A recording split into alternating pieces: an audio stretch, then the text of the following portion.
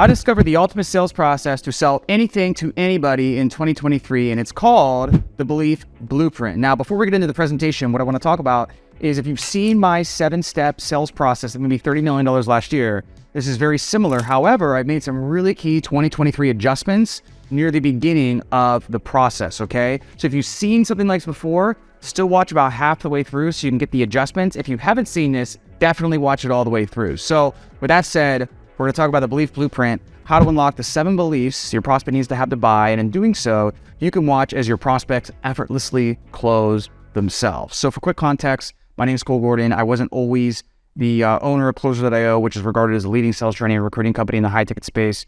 In fact, in 2016, 2017, I had just, failed with my business and gotten into sales by necessity. And even though I was new to sales, I was a business owner. I thought I was going to be really good. I thought I was going to crush it, knock it out of the park. But I was the worst sales rep on the team. And I'll never forget in 2016 or 17, in November, it was about 16, 17 days through the month, and I had 0 sales. And so my sales manager sat me down, and we kind of had one of those conversations like, hey, you got to get this together or we're going to boot you out the team. And so out of desperation and out of necessity, I binged all the calls of the top reps on the team, which is one of the great benefits of sales, right? Is it's so easy to access what good performance looks like. And I was so grateful and lucky to be a part of a team with amazing sales reps on it. And so as I was binging all these calls of the top reps on the team who were closing people just left and right, what I expected to find was all this objection handling and objection jiu-jitsu and sales closing and these tactics and like pressure at the end and all of this stuff. Like I was looking for what do I say at the end when they say they want to think about it to get them to buy? And what I found was that none of their people were giving them the objections at the end. And it wasn't because they had better leads. It was because what they were great at that I wasn't good at was not objection handling, but objection prevention. And all great salespeople share this trait. So what happened is really after discovering that, I turned it around, had a great November, finished second on the team, and then ended that team. I spent about a year on that team, ended there as one of the top sales reps, not the top sales rep on the team, then went to another team, became the top rep, another team became the top rep before I started Closer.io. And really after all of that experience and after 3,000 plus calls, I've created a framework that allowed me to have a tremendous amount of success, and it's called the Belief Blueprint. So what that is basically there's 7 beliefs the prospect needs to have to buy, okay? Which means also there's 7 limiting beliefs that keep them from buying. So what you want to do in your conversation is have it in such a way where you're breaking down the 7 limiting beliefs that keep them from buying and installing the empowering beliefs that will make them buy. And you want to do that before you transition to the close, okay? And if you do that, what's going to happen is instead of having to hard close the prospect, you're going to create an objectionless close to where they're closing themselves. And in doing so, they view you as a leader, not a salesperson. And what's really key to know about this is all great salespeople and all great sales scripts, they follow the 7 beliefs, whether they're saying they are or not, okay? So a lot of the, maybe you follow Grant Cardone, maybe you follow Jordan Belfort, maybe you follow another sales trainer out there, or maybe a really great salesperson who's really, really great at what they're doing, but they can't really explain what they're doing. They follow these 7 beliefs. These 7 beliefs can be transmuted and really overlay any great sales process that's out there, okay? They have to have these 7 beliefs to buy. So this presentation is going to be about how to leverage those. What are those beliefs and how to actually install them in your sales calls. So what we're going to cover is the 7 beliefs, how to build them, and then the entire sales process. So we're kind of starting from a philosophy standpoint, like how to think about sales. And then we're going to chunk it down one level, talk about how to build them up. And then we're actually going to go through specific scripting. But what's really key here is if I can get you one thing out of this presentation, I want to get you the right way of thinking, right? One of my mentors always told me, if you can learn the right philosophy, if I can teach you how to think, the tactics will show up and come through you as a byproduct of that, right? All because you have the right mental models, all because you have the right thinking to begin with. Does it make sense? Cool. So what are the beliefs, right? There's pain, doubt, cost, desire, money, support, trust. So pain means they have to have a problem or a gap. We'll talk about what that is in a second. Doubt means there has to be an inability to fix the problem. All right. So if you don't have pain, if there's no gap between where they are now to where they want to be, they're not going to need it or they're not going to want it at the end of the call. If there's no doubt, they're going to think that they can fix this on their own. So if you ever had a sales call that ended with, this sounds really good. I just want to I just want to try this myself and see if it works before I get to before I even come back and try this.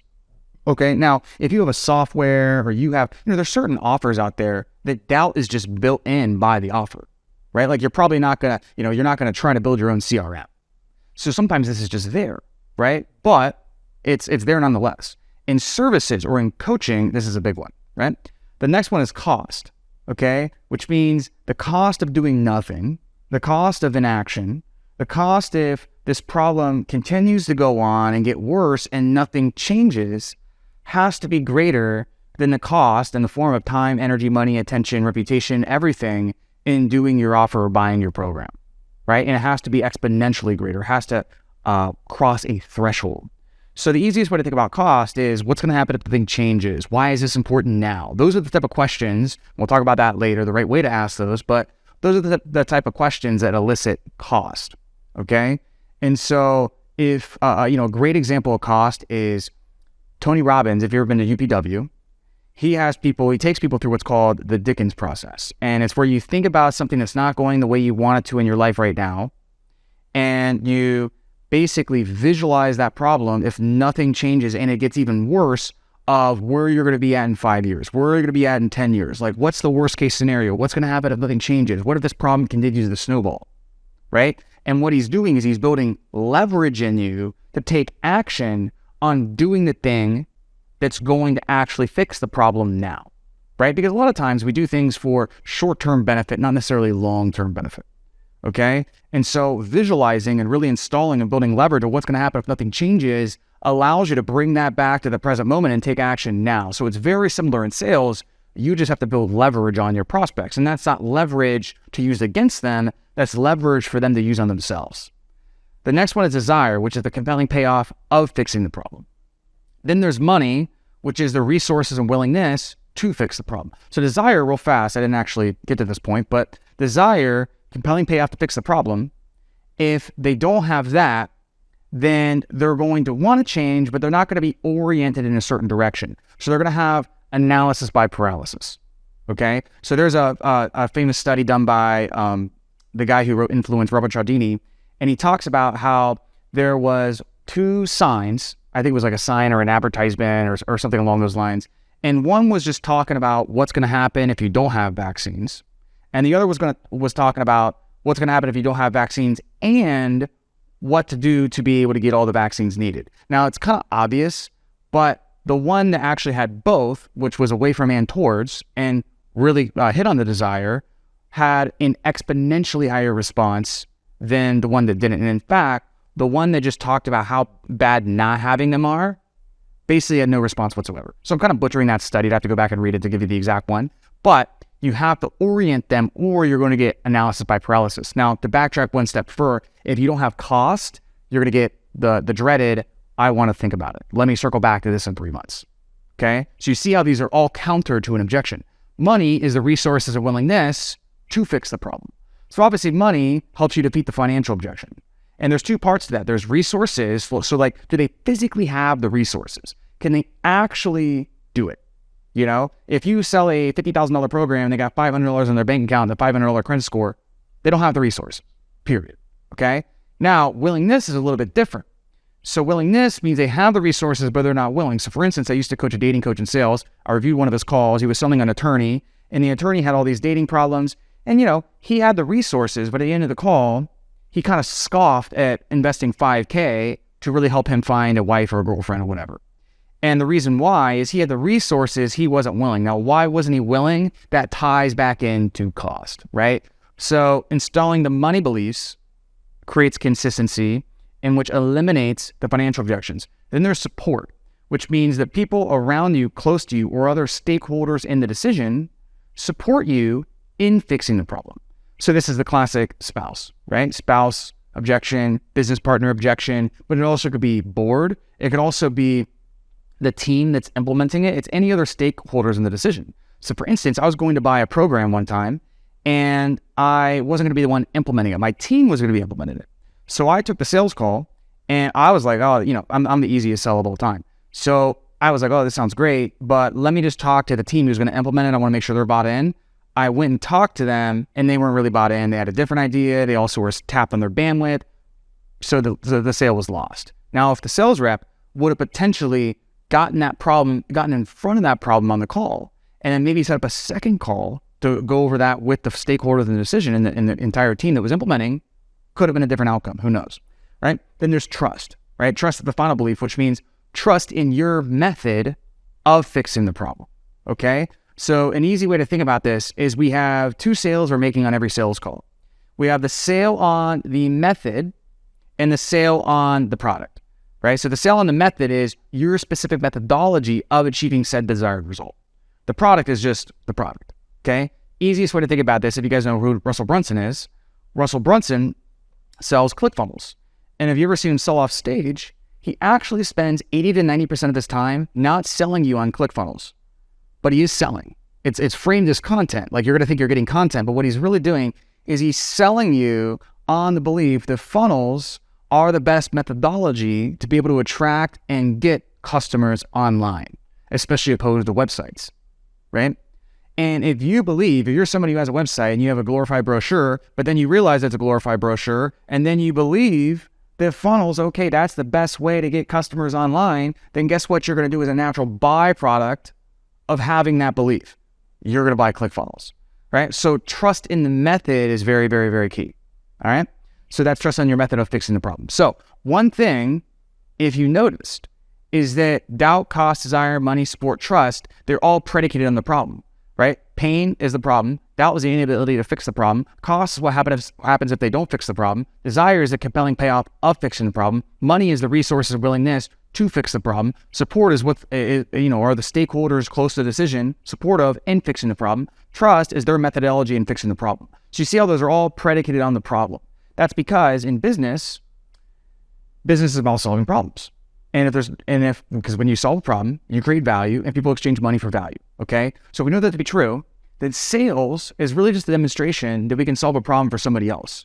But if there's no problem, there's no sale. So on every beginning of the sales call, what we want to do immediately is establish why are they here and what's the gap between where they are now and where they want to be. Now, what's really key to know is there's 2 types of problems, okay? There's a pain and there's an unfulfilled desire. So let me give you an example. I own a equity stake in a stem cell company, right?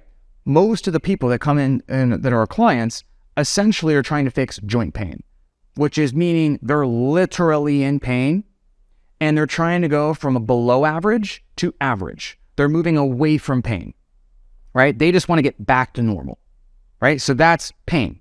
Then there's an unfulfilled desire. So like when I go get stem cells, I'm not really trying to move away from anything. I just want to do it just for general longevity and health benefits, okay? And maybe like some minor tendonitis on my shoulder or something, okay? So I'm not really trying to go from below average to average. I'm trying to go from average to excellence, right? And so I'm moving towards something.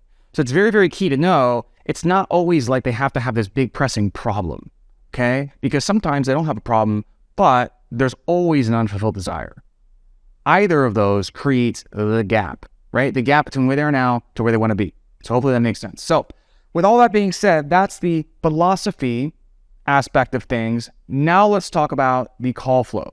So how do we actually install these beliefs? How do we break down the limiting beliefs? How do we actually reinstall the empowering beliefs? Well, what's really key is what we want to do, especially with these beliefs, is we want to create consistency. So if we can get them to say out loud that they essentially believe these things or things that are representative to that they believe those things, what that does is it leverages the most powerful bias of human behavior, which is the consistency bias. So Robert Cialdini's book, Influence, he talks about the number one bias that influences human behavior is consistency, or the drive to appear consistent to ourselves and to other people, right? So if we can get people to essentially say what we need to say out loud, the consistency bias is going to basically leverage us all towards the end of the close, right? It's going to take us all the way to the close because we can't have them basically install these 7 beliefs on themselves and at the end start to say something entirely different, right? Because they have to appear to be consistent, okay? So this is why it's all about objection prevention, not objection handling, okay? So how do you actually do that? Well, the call flow, we start off with introduction. And introduction has two parts. There's rapport and frame the call. Then we go into information gathering. That's where we're asking the questions. And that's where most of the 7 beliefs are installed. That's where 6 out of the 7 are installed. Then we go into the transition. The transition is just really an effortless, non-salesy way to transition into what we have to offer. What a lot of salespeople do is they do what's called an anvil drop. They do a good job with information gathering, and then they get to the pitch and it's like, bam, all of a sudden the prospect's like, okay, you were listening to me, now you're just pitching me. So the transition, the way I teach it, it's very basic, and it'll get the prospect to ask you to pitch them. Okay? Doesn't beat that. So it's very permission-based. Then we go into the pitch, all right? Now the pitch is really where we get trust, right? That's that trust in the method of fixing the problem, okay? So all the other 6 are in the discovery. Trust is in the pitch. And the pitch, the way I explain it, it's not necessarily pitching them on what you are offering and like the deliverables of what you do, even though that's part of it. It's really pitching them and selling them on your method of bridging their current to desired state, okay? Then we go to the committing phase. The committing phase is essentially just tying them down on the certainty that this is the right thing, now is the right time. In other words, it's tying them down that they believe your said method is the way to achieve said desired result. And then we go to objection handling at the end if necessary. So we're going to start with introduction, rapport, and frame the call. So now we're getting into some specific scripting. So here's how we start. We say, hey, I'm just going to kind of like role play this out loud. It's going to sound a little bit scripted because I don't have a real person to talk to, okay? But I'm going to do my best. So how do we start the call? And I'm going to frame this as if it's an audio call, even though most of the time, all we do is Zoom now. But, I grew up the hard way on audio before COVID. Since COVID, everything's been pretty much all Zoom. So imagine this is an audio call. Hey, is this John? Hey, John, it's just Cole here. What's up? John responds, oh, I'm just doing this. And then I'll just share something with my day. I'll say, awesome, I was actually just working out, getting the pump in, and then granted, like that's me, I'm a bro, but getting the pump in, now I'm talking to you. So super excited to see what you have going on. Having a good week so far? Okay. John says something about his week. Oh yeah, I've been having a good week, just busy. Oh, okay. Is that a good busy or a bad busy? Oh, it's whatever. Just real quick exchange of pleasantries. Like we just want to kind of toss the baton back and forth 1 or 2 times. And then we want to get into the call. All you want to do with rapport is you want to just establish you are a normal human being and that you're not a overseas salesperson who can barely speak English, and this is going to be a really painful conversation. Like you want to establish like, hey, I'm like one of you, and this is going to be a productive, really great conversation. You're not going to be talking to a glorified robot, okay? We also kind of want to mirror match a little bit. Like we kind of want to get in this natural sync and rhythm with the prospect because some people talk really fast, some people talk a little bit slower, some people are from New York, some people are from down south. Like you kind of have all these different sort of, there's audio, visual, kinesthetic, etc. So you want to mirror that a little bit. It's a little bit advanced. But then we want to get right into it. It's not about rapport. It is not about trying to be their best friend and just trying to, I got to build all this trust in the beginning of the call. No, like you don't build trust at the beginning of the call by relating to, we have the same favorite baseball team, okay? You build trust by understanding the problem, all right? That's what really builds trust, okay? Jay Abraham says, if you can understand the problem and describe the problem better than the prospect can describe it themselves, they automatically think you have the solution, right? So all the trust is built in the meat of the call, which is the discovery, all right? This is just really to kind of kick things off, demonstrate you're a normal human being, have the tonality, etc. So anyways, after they've been having a good week so far, I say, great, well, I know we got a limited amount of time here, so you ready to jump in? You got a clean sheet of paper, something to take notes with? So that's all I'll say. And maybe not that fast, but that's all I'll say. Now, what I want to do here is I do want to take the lead into always starting the call. That's very, very key. I always want to make sure I'm taking the lead in terms of getting started. The other thing is too, I say, got a clean sheet of paper, something to take notes with. Now, the reason they're not really going to be taking notes at the beginning of the call. Why do I do that? I want to assess if they're in a buying situation. If I'm on an audio call, so this is great for outbound because outbound will almost always be audio. If I'm on an audio call, I don't know if they're driving. I don't know if they're at their kid's baseball game. I don't know if they're, walking outside. I don't know what's going on, right? So I have to, like when I ask, do they have a clean sheet of paper something to go with? They will, if they can't get the paper, right? I'm driving. I'm, going here. I'm about to do this. Okay. So it really assesses like where are they at, because I want to sit them down into a buying situation. Okay. So that's very, very, very key. Now, if it's Zoom, which I recommend Zoom anyways, but if it's Zoom, then it doesn't really matter because you're going to be able to see where they're at. Okay.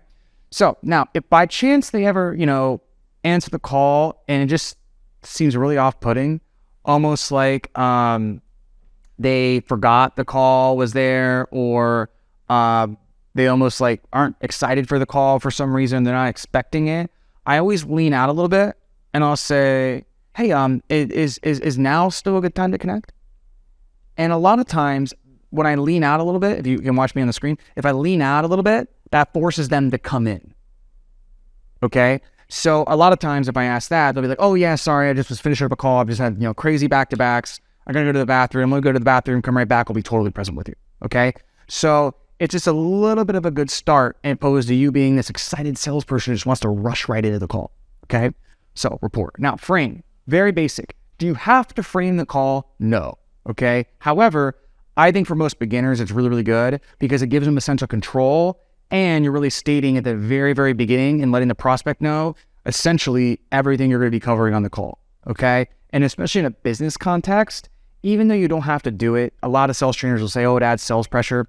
I think in a business context, all meetings start with you stating an agenda. Okay. So in that essence, I think it's really completely normal. I recommend doing it. I generally don't, but I'm really good at taking the lead. So I think for most people, until you get to the very advanced level, you frame the call. So here's how you frame the call.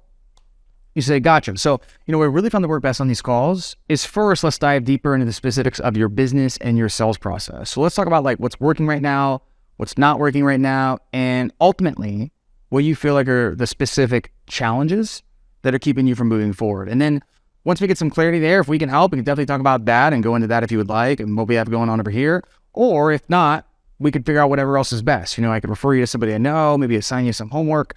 In the meantime, whatever you need. Cool. So that being said, probably our best place to start is, what would you say right now is your biggest challenge in your business right now? Or like what's not working, at least at the level that it truly feel like it could be that it should? Okay. Now, couple things. Why do we start with that question right at the very, very end? It's because, again, business is about solving problems. When you solve a problem, you create value. People exchange money for value. So we know that to be true. Sales is really just a demonstration we can solve a problem for somebody else, right? So we always start with the problem. The entire conversation is going to be around the problem and or the gap. So we start with it right there. Now, what's really, really key here is that, and I'll give you some alternatives to this if this doesn't really apply to what you do, but the key here is that if you add, like a lot of people in sales trainers will say, well, you start with asking the biggest challenge. That's like too invasive in the beginning, blah, blah, blah, blah, blah. Okay, great. Well, the thing is, in my experience, when you frame it like the way I framed it, with this tonality, you will very, very rarely run into resistance whatsoever. So you notice how I said, probably the best place to start is, what would you say is the biggest challenge in your business right now? Like what's not working to the level you truly feel like it could be that it should, right? So when I say challenge, it's almost like, I'm almost like kind of trying to find the words. Like I don't even know if that word is like necessarily the best word to be using. And I even say it challenge. And then on top of that, I tack on a softener of, or what's not working at the level you truly feel like it could be that it should. Okay. In doing those things, it really softens the question. And I will tell you from experience, 99% of the time, they answer it, okay? So now let's go into the discovery flow, right? That question is really the beginning of the discovery flow. But then we're going to go into isolate the problem, background questions, and then the first part of current situation, okay? And this is the first time we've actually looked at this. So the discovery flow essentially goes, we isolate the problem, we get any background questions necessary. So this is like, if it's a business type conversation, you have to know, okay, what's their business? What's their sales process? How do they get clients? What's their price points? What's their terms of their contracts? Like, it's just basic logistical stuff. And we knock that out in the beginning, just to sort of knock out some easy questions and sort of get them talking, right? Then we get into current situation. So the first step is we probe the problem we isolated. So we just tell me more. We're just trying to figure that out a little bit. Then what we do is we look at what they're trying to do right now to fix the problem. That's assess current efforts. So what are they trying to do right now to fix the problem? Okay. Then we see how that's working for them. And we do that through a framework that's called chunking down. And through chunking down, a lot of times we can qualify them financially. So chunking down really takes the esoteric to specific, okay? The non-tangible to tangible. Now, once we got the problem and we really got a good specific descriptor on it, then what we do is we stretch it. So that's the how long has this been going on? Then we ask doubt questions, which is what's been keeping you from figuring this out on your own? So how long has this been going on? Okay, it's been going on for 5 years. What's been keeping you from figuring this out on your own? Solution questions are what have they tried in the past to be able to fix this on their own, right? Or what have they invested in? What are they out there trying right now? So, okay, you've been trying to fix this for 5 years. What have you tried in the past to be able to fix this, right? The reason when we ask what's called solution questions is we want to see, have they tried something very similar to ours? Are they working with a competitor? Are they out there talking to a competitor right now? Or have they tried a bunch of stuff that's not like ours, that didn't work, and we can use that information to really be able to position our solution differently, okay? So solution questions are very, very key because they help you tailor your solution to exactly what the prospect needs. And this is very, very key. Write this down. Your solution should be the simultaneous explanation of why everything they tried in the past has failed and why this is going to be different. So when you're talking about your solution, you really need to bring up the things they've tried in the past, why those things didn't work, and why this is going to be different. And by nature, your pitch then becomes educational as well as something that's really getting them bought into your method, okay? That's very, very, very key. Then once we get out the doubt questions, solution questions, then we really assess why now, okay? What's gonna happen when the thing changes? That's where we get rid of any think about it. Then we go into any spouse partner qualifying if we have to, or business partner, other stakeholders, etc. So that's current situation. Then we go into desired, which with desired, we want to know ultimately what's their goal, like what's their vision. We want to know the monetary goal, right? So if it's like a business thing, right? Let's say they want more leads, how many more leads do they want? If they want more revenue, how much more revenue do they want exactly? Now, if it's dating, how many dates do they want to go on, right? Or what type of partner specifically are they looking to try to find? If it's weight loss or some sort of health thing, what's the target weight they want to be at? So when we paint their desired situation, we always want to find a way to assign a number to it, a data point, okay? Then we'll go into non-monetary goals. So non-monetary goal, again, in a business example, that's going to be really how does this impact other areas of their life? So how would getting to this desire impact other areas of their life, maybe their relationships or maybe their health or whatever? I'll teach you how to ask that question in a way that's not salesy, because a lot of people will just say, well, how does this impact other areas of your life? It doesn't really work that well. Now, a non-monetary goal, if it's a non-monetary offer, what I mean by that is you just want to attach something to another area of their life. So let's say it's a weight loss thing. We can attach it to self-esteem. You can attach it to dating. Okay, or sorry. You can attach it to self-esteem. Weight loss could be attached to better sex life, better energy, better work performance, etc. So you just want to take that desire and just really help them well-round it so they can see really like holistically how it's going to affect everything. So let's chunk this down and get into the specifics. So again, we asked what's the biggest challenge right now, or like what's not working, they'll literally feel like it could be that it should. Now, once they say what they say, you want to just use some common sense and probe a little bit, okay? Tell me more. When you said blank, what do you mean exactly? Now, if the biggest challenge question doesn't really apply to you, you could just say, hey, so what prompted you about the ad that you received that prompted you to read, or what did you see about the ad that prompted you to really reach out? Okay. Now, background questions, again, if it's a business, what problem are you solving? For whom are you solving for? What's your price? What's your acquisition system, etc.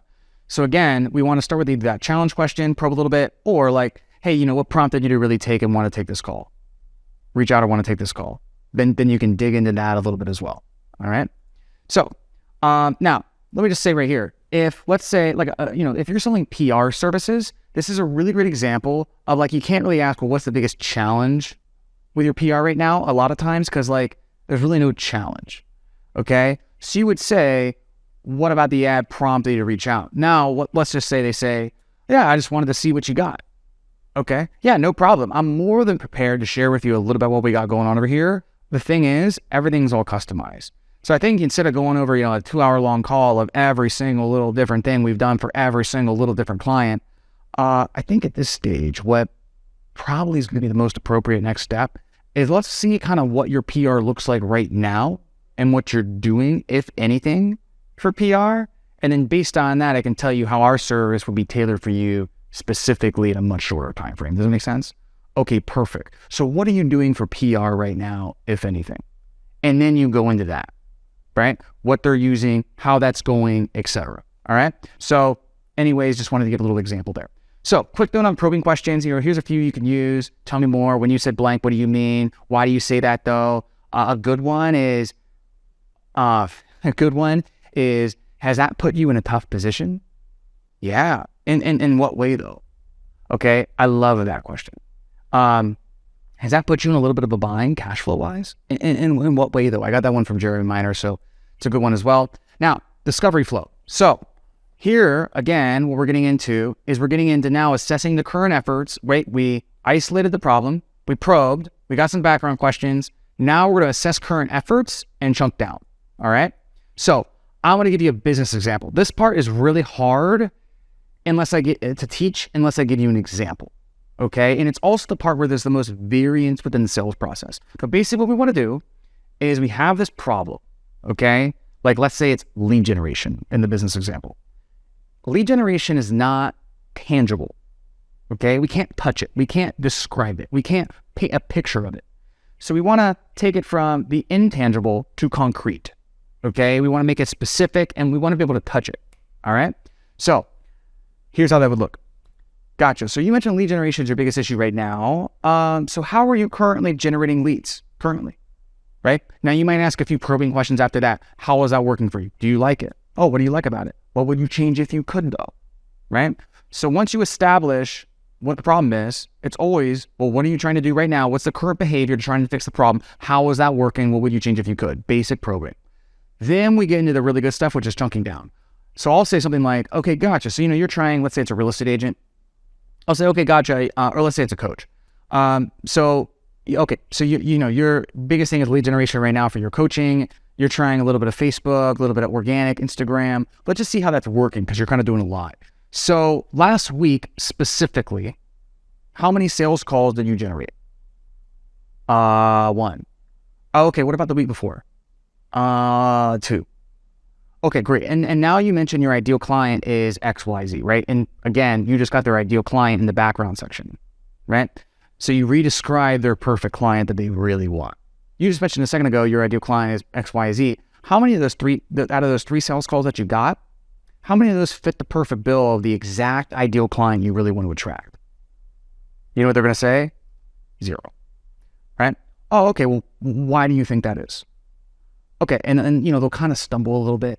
Okay. Well, let me give you a little bit of insight based on our experience really helping people develop this. So generally, if you're getting a lot of sales calls and it's not the people you want in the first place, it's one of 2 things. It's either the messaging, so like the messaging you're putting out to the marketplace, or the targeting or the platform that you're using. So which one of those do you think is having more of an impact on you? Okay, in what way though, right? So again, you could see how I did a little education there, built a little bit of authority, and then sort of gave them the answer that I want to give them and let them respond on it, which is going to be something I'm going to address in the solution. Okay, so out of those qualified leads, or I would say in this example, they had 3, right? Out of the 3 leads, how many did you close? Okay, just 1. All right, so 2 you didn't close. What was the reason you didn't close them? I mean, again, were they just not qualified or was it a breakdown in the sales process? Oh, they just weren't qualified. Okay, great. Well, we talked about that. Now, what price point did you close them at? Okay, you closed one at $5K. Now, so you made $5K last month? Or what did you make last month? So you see how that naturally led into what their business revenue is? So you made $5K last month, or what did you make last month? No, I made $5K. Gotcha. Now, was that all collected, or like what did you collect up front? Oh, I collected about $2,500 up front. Gotcha. Now, was that pure profit, or what's your profit margin on that? Oh, about 80%. Okay, great. So you made about $2,250 last month. Cool. And are you the sole owner, or what does your leadership structure look like? Because a lot of times you chunk it all the way down. Now we're at $2,250. And then it's like, oh, what does your leadership structure look like? Well, I have a business partner. Okay, are you guys splitting that 50-50? Okay, gotcha. So you took about $1,200 home last month. All right. And then from there, what we would ask is, can I ask, so can I ask you a personal question? Obviously like that's not enough to probably pay the bills in any state in the United States. So, is that putting you in a tough position financially, or like, are you working a 9 to 5, or what's happening there? Oh yeah, it's tough. In what way though? Oh yeah, I'm working a 9 to 5. Oh, okay. Well, how long has that been going on for? So you see how I really took this esoteric and it's like, I'm just drilling down, and now they're almost like roadkill. And I don't mean to say they're roadkill. I'm going to take advantage of them, right? It's just that now, like, really what's going on is out in the open. Because people will tell you stories about their problems, but the truth is always in the numbers, okay? Now, again, when I asked how many calls did you generate last week, what's really great about that is a lot of times if their problem is lead generation, it's barely, so they'll tell you about all this stuff in lead generation that they're doing. And then it's like, how many calls last week? 1. Okay, what about last week? The week before? 2. Okay, well, what about last month as a whole? 5. And then you do the perfect client thing. Well, you mentioned your perfect client is somebody blank, blank, blank, blank, blank. How many of those 5 calls were that person? 0. And so it really helps them see and like put out into the open how bad their problem really is. This makes sense, okay? It's almost the same reason why people don't like to look at their bank statements. They don't like to check their bank accounts every day. They don't want to see how bad it really is. So you got to help, like, they have all these skeletons in the closet. You got to kind of open the closet. You got to pull out the skeletons. And you got to say, like, look, like, here it is. You got to look at this. All right. And that's what really gets them to change. Now, let's go. We kind of went over this a little bit. Let's move on to, and so once we establish, like, boom, like we hit that emotional pain point and we kind of got to the bottom of this, then we go on to, okay, well, how long has this been going on for? Okay. And we'll talk about that section in a second. I'm going to give you a fitness coaching example. So this one's non-ROI, okay? Non-money related. So, gotcha. So you mentioned consistency. Let's say that you isolated the challenge and the person says their biggest problem is following a diet consistently, okay? So you mentioned consistency in a certain diet, is really the biggest challenge right now. Can you give me an example of how that shows up? All right. So ask for an example. All right. They give you an example. Okay, well, take me back to the last time, whatever they said, actually happened. Like, walk me through that experience end to end, exactly what happened, right? Now, that pain that they had to give you an example of, them walking you through that experience, guess what they're doing? By the nature of them telling you about that experience, guess who else they're telling? Themselves, right? And in doing so, they're bringing back all the emotions associated with that experience of failure, really, which are, guess what? The emotions of change, right? So again, really good chunking down there. Now, what we'll say is, okay, let's walk through your current meal plan, like starting with yesterday. So what did you have for breakfast? Okay, then what about any snacks? Okay, what about lunch? What about dinner? And so you're walking them through like what they're eating and how many calories did you eat yesterday? Okay, they're not going to know. Now, I wrote this for like flexible dieting, so they're big on calories. You'd have to tailor it. If you have a different methodology, you have to tailor it for something else. But, with the whole calories piece, they're not going to know. Okay. Then when they give you the breakfast, lunch, snacks, whatever, you don't judge them or anything. You just don't say anything. Okay. Because they're going to be thinking to themselves, is this good? Is this bad? They'll start to overqualify. Yeah. Like, well, I had this, but it's this on the pad, and so they're sitting in the weight of their pain a little bit, and they're becoming a little bit insecure about their current behaviors of trying to fix the problem. Again, you're not judging them. This is just coming up naturally for themselves. Okay. And gotcha. And what's your dream weight? Like, where do you really want to be? Okay. And how far are you away from that right now? All right. So I always associate it with a goal first. And then I say, okay, and how far are you away from that right now? Okay, great. So you weigh 200 pounds right now. Right. So I always confirm. So that's a little bit of an easier way to go about it. So then what we want to do is now we kind of chunked it all down. We want to attach it to an emotional pain point. So then what we'll say is, now let's look at your energy and performance. So like on a scale of 1 to 10, 1 being like, okay, I don't feel good at all. And 10 being, I could basically run the New York Marathon. All right. What would you say is like your day-to-day energy on a scale of 1 to 10? So what you'd see I did here on the scale of 1 to 10 is I weighted it.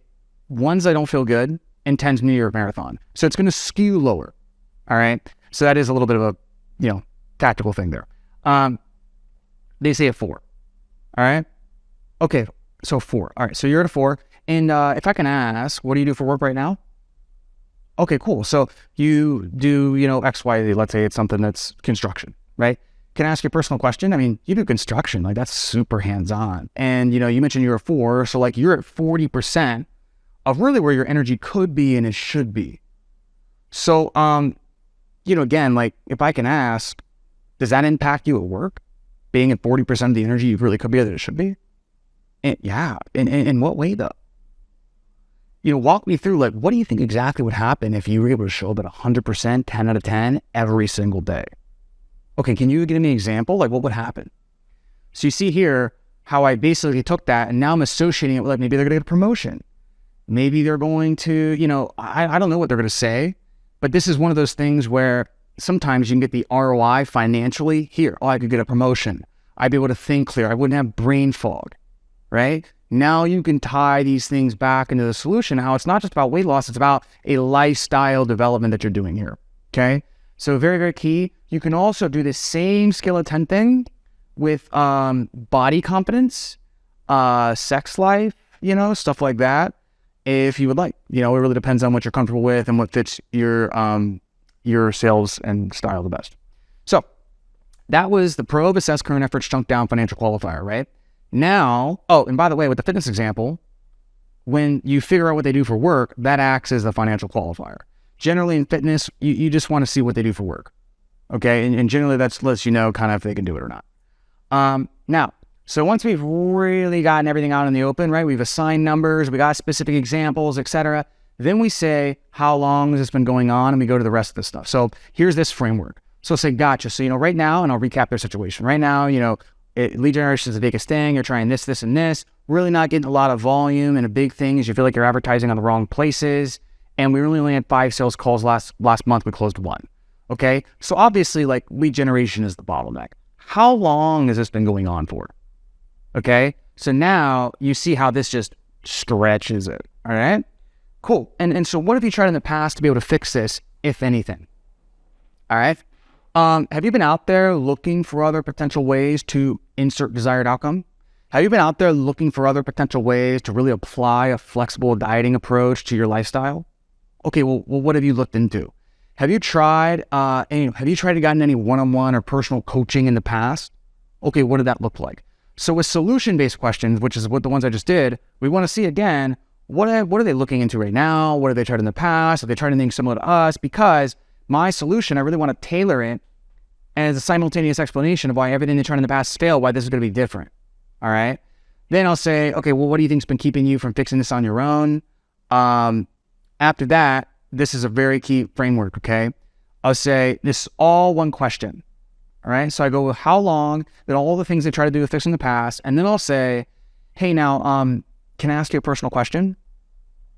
I mean, you've been at this for like 5 years now. And, you tried this, you tried this, you tried this, you tried this. Like, if I can ask, what has you keeping on opposed to throwing in the towel? Like, I really commend you for like the effort and being out there and being even on this call, really trying to address this. What's driving you? Like, why is this so important to you now though? Okay. So what I did here is I said, can I ask you a personal question, right? Permission increases compliance, right? Also, compliance is the answers you get, right? So now when I say, can I ask you a personal question, also presupposes a personal response, right? So more compliance. Then I say, I build context. So it's called permission context question. So the context is you've had this for 5 years, you've tried all these things. What has you keeping on, right? And when I paint that context, what's happening is they're going to start to justify their behavior because of that consistency bias. So you're going to get really great compliance with this answer. The issue with most people when they ask, why is this so important to you, is just that. They just ask, why is this so important to you? And the prospect kind of knows, like, well, you're just asking me that, it's kind of salesy, right? When you frame it in all of this context, interweaved within the conversation and all these things they've already told you, they really want to justify their behavior. And so they'll actually tell you why it's so important to you. It's just a better way to ask it. Now, you let them respond, and then if you don't really get a good response, you say this. You say, I guess that makes sense. Is there any other reason this is important to you now, though? And that's called the any other reason question, right? So a lot of times people have 2 reasons for doing things. They have the reason that sounds good and then the real reason, right? So for instance, I reviewed a call where a sales rep said this to somebody who wanted to start an Amazon business. So it was like a biz op offer. And, the person said all these reasons why he wanted to start his business, blah, blah, blah, blah, blah. It was very surface level. So the sales rep asked this question and he said, I just recently got a divorce and my wife never believed in me and I want to prove her wrong. And so is that a good reason or a bad reason? I don't know. I'll leave that up to you, but it was his reason, right? Now, him saying that, more importantly, telling himself on the sales call and reliving all those emotions, guess what those emotions are? The emotions of change, right? So again, then I'll say, can I ask you another personal question? Yep. Okay. And I really hate to ask this, but what's your plan if nothing changes? What if the last 5 years are like the next 5 years? So again, that one is sometimes you can pull that one, but that one is like the nail in the coffin generally. So the last thing we'll do here is we'll say, are you married or you have a family? And then, or you have a business partner? And we'll say, is your partner supportive of you trying to blank? Let's say the business partner, is your business partner supportive of you trying to solve your lead generation issues right now? Do they know you're on this call? Oh, they don't know you're on. Okay, what would they think if they knew you're on this call? Okay, so you can see how that works as well.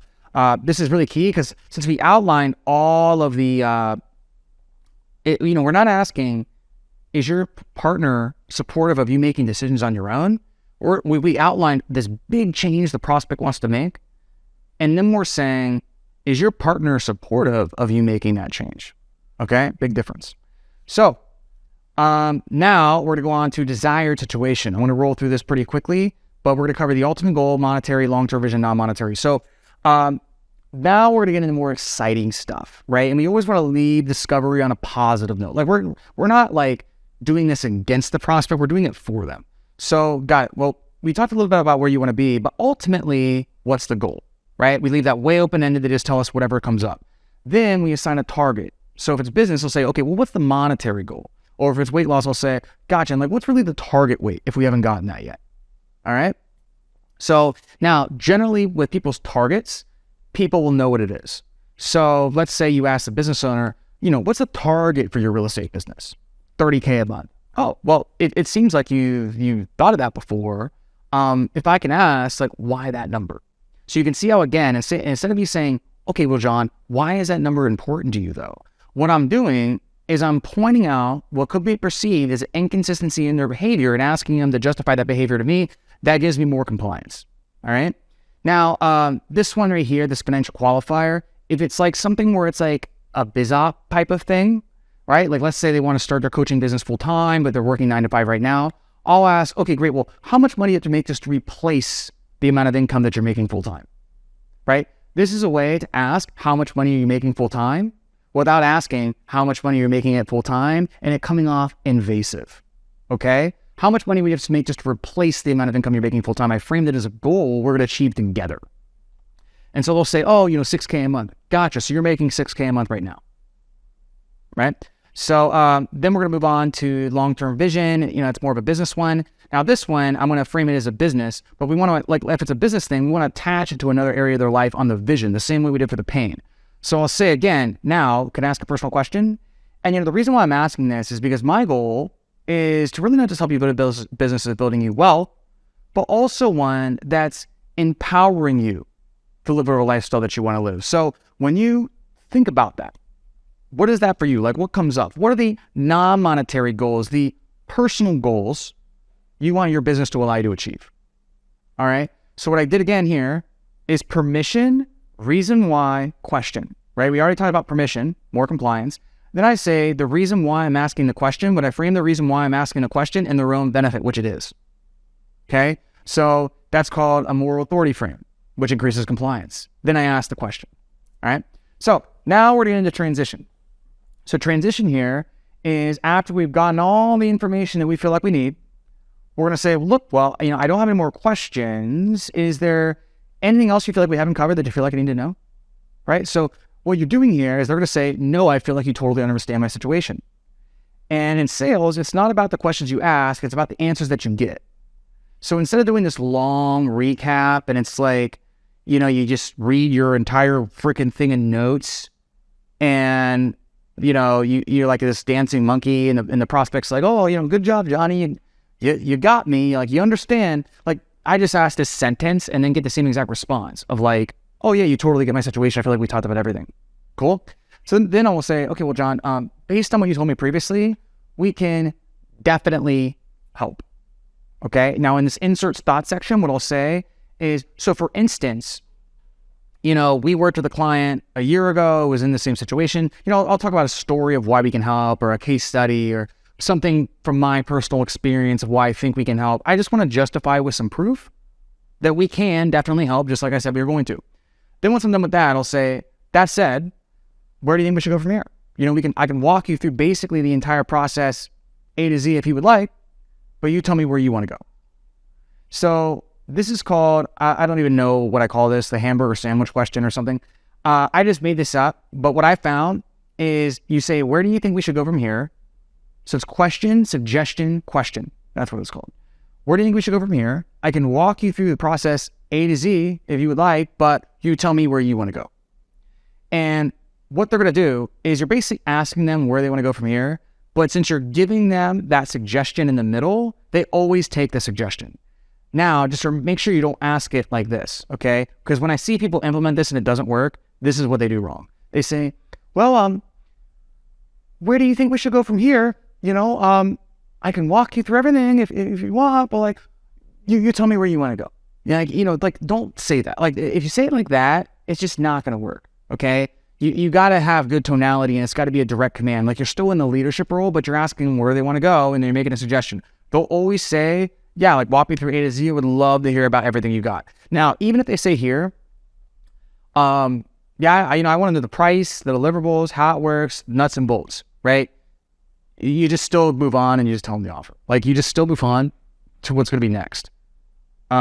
So pretty much no matter what they say, you still go on to the next point. But this gives them the illusion of control. Like, they feel like they're in control of the call and the situation. So now we get into the pitch, okay? So the pitch works out like this. There's a couple parts. There's the high-level promise, there's the bridge, and there's the delivery. So the high-level promise is ultimately what we're going to achieve. The bridge is the method, right? So that's the milestones we're going to accomplish, what we're going to get done on the way of getting there. The delivery is like how it's actually going to happen. Like, we're going to have this amount of one-on-one calls, this amount of Facebook groups, etc. The main part is the high-level promise and the bridge. Delivery is very, very low part of it. Now, with the bridge, what we do is we typically pitch our offer in 3 to 4 pillars, milestones, steps, etc. All right? The first 2 are the paradigm shift. So the first 2, what we do is, the first 2 pillars are really the simultaneous explanation of why everything they tried in the past has failed and why this is going to be different. Okay? Pillar 3 is typically future pacing them after they've already accomplished what they want to accomplish. Same with pillar 4. So we'll give you an example here. So high level promise, here's how it works. I'll say, gotcha, well, you still have that pen and pad? Why am I asking that again? They might have gotten up and walked off, gotten in the car, whatever. I want to assess if they're in a buying situation and sit them back down. Then I'll say, great, well, on your pen and pad, write out 1 through 4, okay, with a good amount of space in between. All right, 1, 2, 3, 4. And then you shut up. Like, you actually, because they will not do it at first. And then what's funny is, like, if you pause it for like 4 seconds, you'll see them like start shuffling and getting the paper and like, they're like, oh, 1, 2. So you just wait, okay? Then here's the high level promise. You say, gotcha, well, let me preface this by saying, like, everything we do for clients is all customized basically on what's best for the client. For you, specifically, it's going to be 4 things. 4 things to help you go from current to desired. So we'll say 4 things to help you go from a real estate business right now where you're at about 10K a month, a very inconsistent lead flow, to where you're not only getting a consistent lead flow, but it's with the high-end listings in their area that you really want, and you really have all the foundations and everything you need to be able to eventually hit 50K a month, not more. Okay? So we state and we state back to them basically what they told us that they wanted, right? So then, did I skip here? Okay. So then once we do that, we'll say, cool. So when you come in, the very first thing we're going to do is we're going to help you build out and then it's pillar 1. Now, here's the framework of what you want to do here. You say, look, when it comes to desired outcome, here's the problem. Most people out there in X, Y, and Z market, they're trying to do incorrect behavior.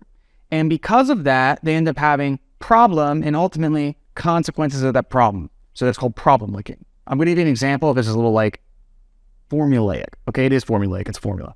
So instead, what we do is feature, which allows you to benefit and ultimately benefit of that benefit. Does that make sense? Yeah? Cool. What are your thoughts on that? So key things here. What we do here is, number one, we do an us versus them frame. When it comes to desired outcome, here's the problem. Most people out there are trying to do incorrect behavior. And what it does is problem linking. So incorrect behavior leads to problem and ultimately consequence. So instead, what we do, us versus them frame, okay, see, is feature that allows you to benefit and ultimately benefit of that benefit. So it's benefit linking, okay? Now, also, what I do with all of these pillars is I'll either say, hey, you know how earlier on the call you told me this and it was making you this, right? Well, the problem with that is this. Okay, so instead, what we do is blank. So either through explaining what most people are doing wrong or maybe what they did wrong in the past, I'm explaining how I'm always setting up how my solution is going to be different. Because again, I really want them to hear my solution and have this epiphany of, oh, like, here's why I failed in the past, and this is why this is going to be different. Okay? So, simultaneous explanation. Another key thing about this is you want to incorporate as much discovery as you can. You want to give some multiple forms of proof, and you want to do a double tie down. So I always say, does that make sense? They say, yes. What are your thoughts on that? And I don't do that on every single pillar, like 4 times in a row, but definitely the first 1 or 2, I always do that.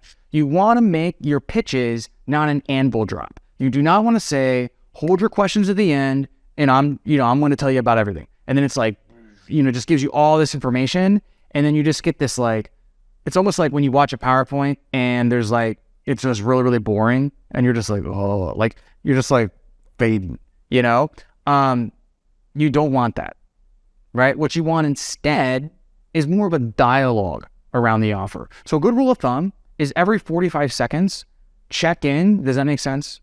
Cool. Are you picking up what I'm putting down? Okay, what are your thoughts on that? Stuff like that. Cool. So I'm going to give you an example here. All right. And so this would be for a coach who wants to grow their business, right? And maybe I think, so it's a coach who wants to grow their business. It's like a huge block of text, probably hard to read, but a coach who wants to grow their business, and they think the problem is their ads, but it's actually their offer, right? So I'll say, hey, so when you come in, the very first thing we're to do with you is help you dial in what we call a productized offer. So when it comes to dialing in paid traffic, here's the issue. Most coaches out there, they're completely focused on their ads and funnels, when in reality, it's actually their offer. So what ends up happening is they spend a ton of money on ads, they test all this targeting, they test all this bidding strategies, but they waste a lot of money because ultimately they're trying to build their house on a foundation of sand. Does that make sense? Cool. So instead, what we do is we first take you through our offer intensive to help you build an offer that's positioned as unique, different, superior than your competitors in the marketplace. So when you do that, not only your ads are going to work, but you'll also be able to charge a premium pricing. When you can charge premium pricing, you have more cash flow, which makes ads even easier. Does it make sense? Cool. What are your thoughts on that? So like I just wrote this a second ago, and it needs a little edit. So I just wrote this a second ago, and this probably needs a little bit of work, but I'm trying to give you a little bit of example here. So anyways, let's move on. So with pillars 2 and 4, you just continue that process, okay?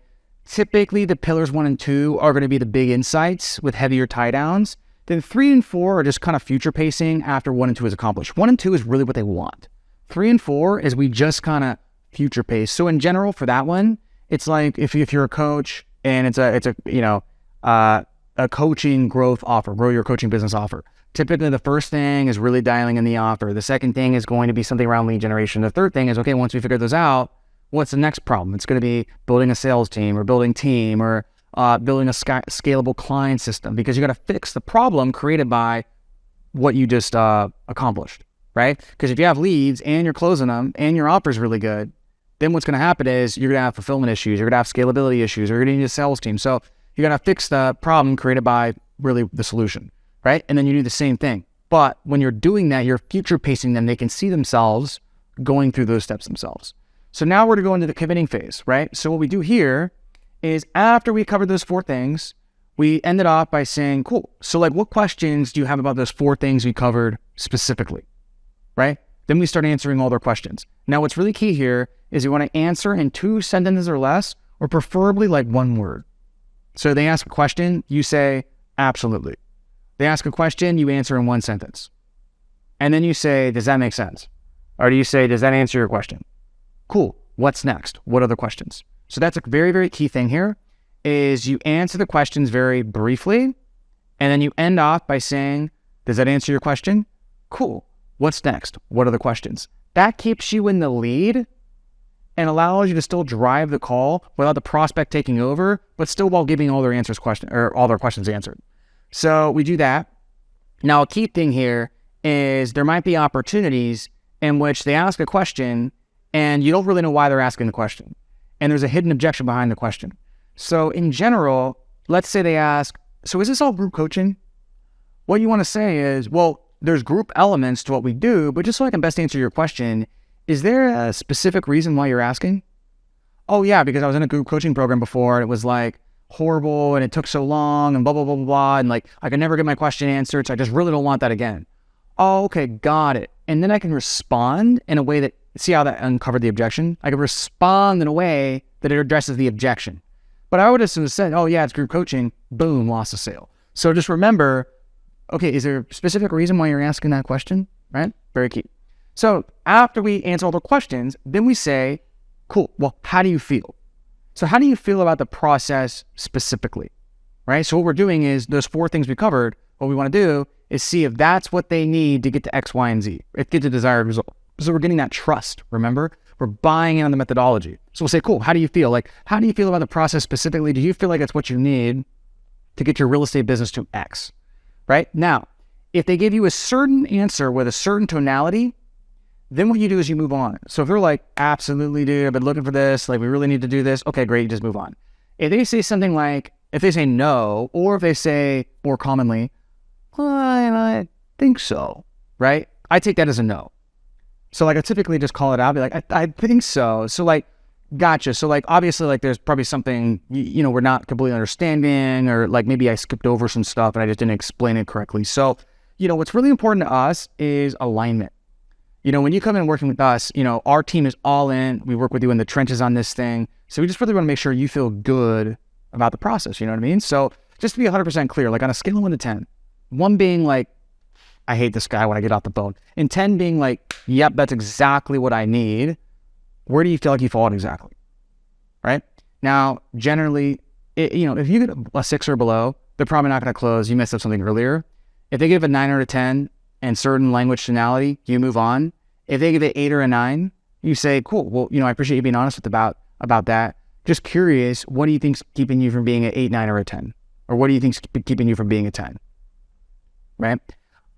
So, that gives you an opportunity to address any objections about the methodology, right? About the process before you move on the price. Because once you get to the investment, what happens is everything's off the table. If they're uncertain at all, it's done, right? We have to get them bought in and 100% certain that your methodology is what they need to get to said result before we get there, okay? So then what we do is once we go over questions and we do the temp check, we kind of read a little recap. So we'll say, gotcha, so you feel really good, no questions. What's next? Where do you want to go from here? Guess what they're going to do? They're going to ask for the investment. So here's what you do with the investment. You pitch it like this. You say, so basically next steps, you'll process the investment with me.